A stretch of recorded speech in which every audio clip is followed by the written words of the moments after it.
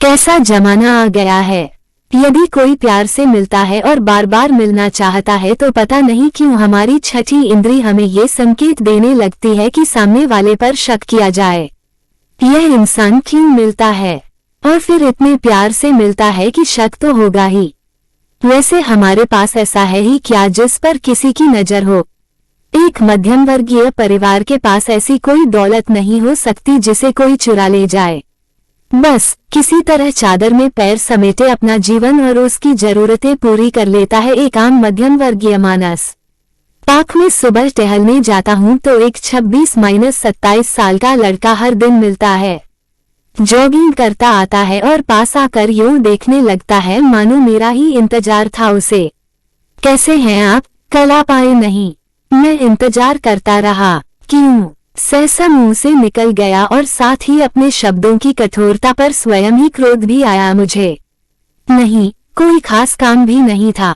हाँ, रोज आपको देखता हूँ ना, आप अच्छे लगते हैं और सच कहूँ तो आपको देखकर दिन अच्छा बीत जाता है।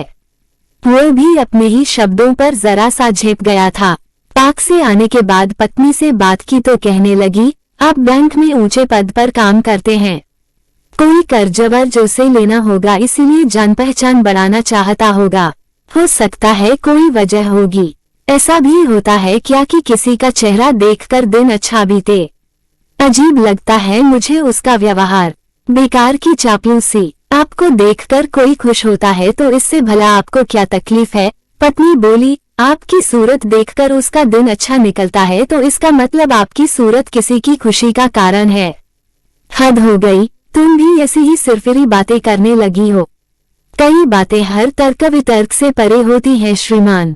बिना वजह आप उसे अच्छे लगते हैं। अगर बिना वजह बुरे लगने लगते तो आप क्या कर लेते। घटना को सकारात्मक दृष्टिकोण से देखना चाहिए। बिना वजह प्यार से कैसा डर। अच्छी बात है, आप भी उससे दोस्ती कर लीजिए, घर बुलाए उसे। हमारे बच्चे जैसा ही होगा, इतना भी छोटा नहीं लगता। हमारे बच्चों से तो उम्र में बड़ा ही है। चलो छोड़ो, किस बखेड़े में पड़ गई तुम भी। मैंने पत्नी को टालने का उपक्रम किया लेकिन पत्नी की बातों की गहराई को पूरी तरह नकार कहाँ पाया। सच कहती है मेरी पत्नी शुभा, मनोविज्ञान की प्राध्यापिका है न। हर बात को मनोविज्ञान की कसौटी पर ही तोलना उसकी आदत है।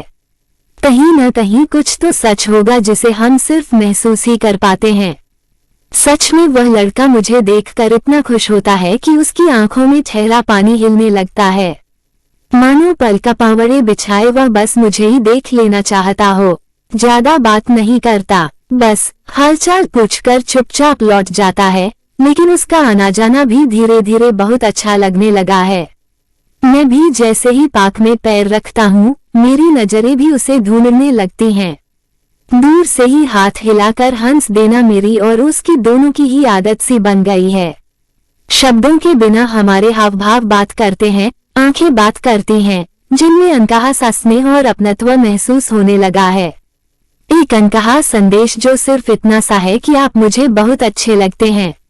शुभा अक्सर मुझे समझाती रहती है, चिंता करना अच्छी बात है, क्योंकि अगर हमें हर काम ठीक ढंग से करना है तो जरा सी चिंता करना जरूरी है, इतनी जितनी हम सब्जी में हींग डालते हैं। अब तो इतनी चिंता करते हो जितनी चाय में दूध, पत्ती और चीनी। तुम्हारे कहने का अर्थ मैं ये निकालूं कि मैं काम कम और चिंता ज्यादा करता हूँ। शौक है मुझे चिंता करने का। जी हाँ, चिंता को ओढ़ लेना आपको अच्छा लगता है, जबकि सच यह है कि जिस काम की आप चिंता कर रहे होते हैं वह चिंता लायक होता ही नहीं। अब कोई प्यार से मिल रहा है तो उसकी भी चिंता। जरा सोचिए, इसकी कैसी चिंता। मेरी सैर अभी शुरू ही होती थी और उसकी समाप्त हो जाती। पार्क के बाहर खड़ी साइकिल उठाकर वो हाथ हिलाता हुआ चला जाता। जहाँ तक मुझे इंसान की पहचान है, इतना कह सकता हूँ कि वह अच्छे घर का लगता है। मेरे दोनों बेटे बेंगलुरु में पढ़ाई करते हैं। उनके बिना घर खाली खाली लगता है और अक्सर उसे देखकर उनकी याद आती है। एक सुबह पार्क में सैर करना अभी शुरू ही किया था कि पता नहीं चला कैसे पैर में मोच आ गई। वो मुझे संभालने के लिए बिजली की गति से चला आया था। क्या हुआ सर? जरा संभल कर आइए, यहाँ बैठ जाइए। उस बच्चे ने मुझे बिठाकर मेरा पैर सीधा किया, थोड़ी देर दबाता रहा। आज सैर रहने दीजिए, चलिए आपको आपके घर छोड़ाऊं। संयोग ऐसा बन जाएगा किसने सोचा था। पैर में मोच का आना उसे हमारे घर तक ले आया। शुभा हम दोनों को देखकर पहले तो घबराई, फिर सदा की तरह सहज भाव में बोली, हर पीड़ा के पीछे कोई खुशी होती है।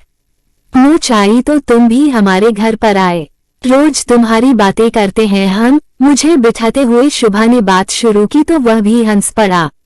बातों से पता चला कि वह भी जम्मू का रहने वाला है।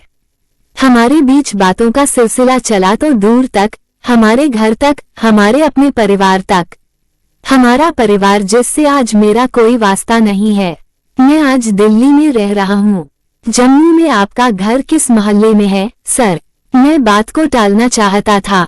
मेरी एक दुखती रग है मेरा घर, मेरा जम्मू वाला घर, जिस पर अनायास उसका हाथ जो पड़ गया था।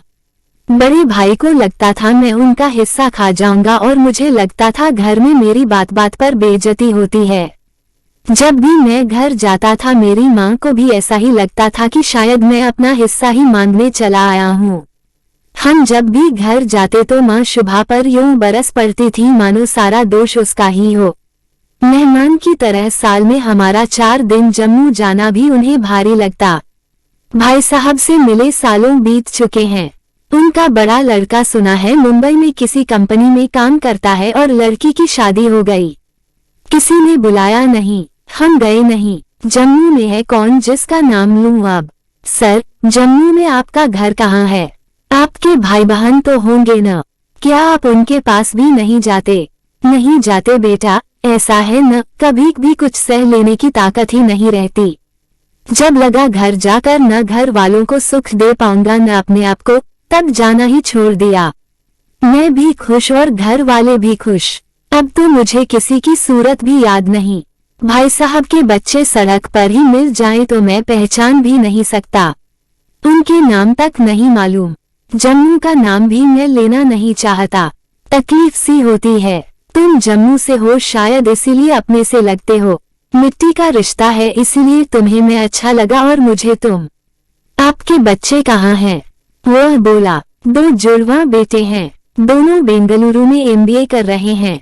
इस साल वे पढ़ाई पूरी कर लेंगे। देखते हैं नौकरी कहाँ मिलती है। तुम कहाँ रहते हो बेटा? क्या काम करते हो? मैं भी MBA हूँ। अभी कुछ दिन पहले ही मुंबई से ट्रांसफर होकर दिल्ली आया हूँ। राजौरी गार्डन में हमारी कंपनी का गेस्ट हाउस है। 3 महीने का प्रोजेक्ट है मेरा। मेरे बड़े भाई का बेटा भी वही है। अब क्या नाम है ये तो पता नहीं, पर बचपन में उसे वीनू कहा करते थे। आप उसकी कंपनी का पता और नाम बता दें। इतना सब पता किसे है? अपना ही बच्चा है पर मैं उसे पहचान भी नहीं सकता।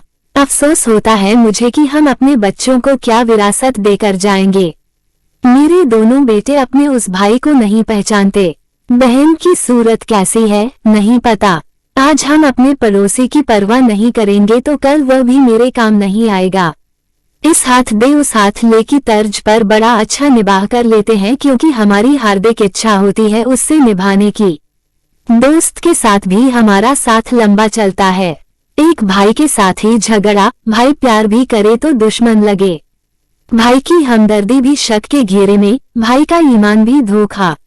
सिर्फ इसलिए कि वह जमीन जायदाद में हिस्सेदार होता है। आप फिर से वही सब लेकर बैठ गए। शुभा बोली, भाई की बेटी की शादी में न जाने का फैसला तो आपका ही था ना? भाई ने बुलाया नहीं। मैंने फोन पर बात करनी चाहिए तो भी जलीकटी सुना दी। क्या करने जाता वहाँ? चलो अब छोड़ो इस किस्से को। यही तो समस्या है आप लोगों की कि किसी भी समस्या को सुलझा लेना तो आप चाहते ही नहीं हैं। हाथ पकड़कर भाई से पूछते तो सही कि क्यों नाराज हैं। क्या बिगाड़ा है आपने उनका?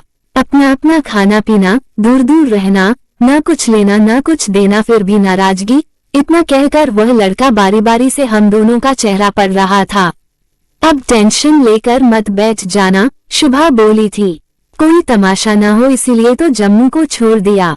मेरी इच्छा तमाशा करने की कभी नहीं रही। शुभा ने किसी तरह बात को टालने का प्रयास किया। तुम्हारा नाम क्या है बेटा? वह लड़का एकटक हमें निहार रहा था। आंखों में झिलमिल करता पानी जैसे लबालब कटोरों में से छलकने ही वाला हो। चाची, मेरा नाम आज भी वीनू ही है। मैं सोनू मोनू का बड़ा भाई हूँ। मैं आपका अपना ही हूँ। आपके घर का झगड़ा सिर्फ आपके घर का झगड़ा नहीं है, मेरे घर का भी है। ऐसा लगा मानो पवन का ठंडा झोंका हमारे घर में चला आया और हर कोने में समा गया। आप हार गए चाचू। इतने दिन से मुझे देख रहे हैं, पर अपना खून आपसे पहचाना नहीं गया। सच कहा आपने अभी अभी। ये कैसी विरासत देकर जा रहे हैं आप सोनू मोनू को और मुझे। मेरी तो यही कामना है कि पापा और आप लाख वर्ष जिएं, लेकिन जिस दिन आपकी अर्दी उठानी पड़ी सोनू मोनू तो दो भाई हैं, किसी तरह उठाकर शमशान तक ले ही जाएंगे। पर ऐसी स्थिति में मैं अकेला क्या करूंगा चाचू? कैसे मैं अकेला पापा की अर्दी को खींच पाऊंगा?